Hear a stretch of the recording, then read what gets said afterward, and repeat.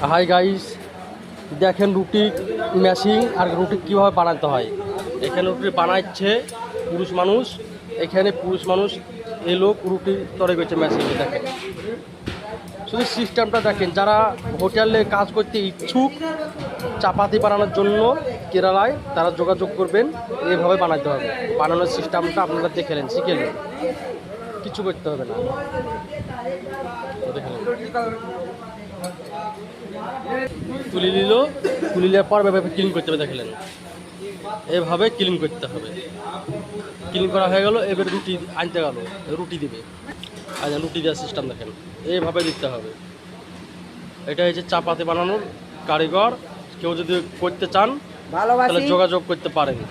এটা ভালোবাসি নয়, এটা চাপাতি কারিগরের মেশিন। মেশিনটা দেখলেন, এখন গ্যাস, এই গ্যাসটা একবারে পাইপ দিয়ে এর পেছনে গ্যাস আছে।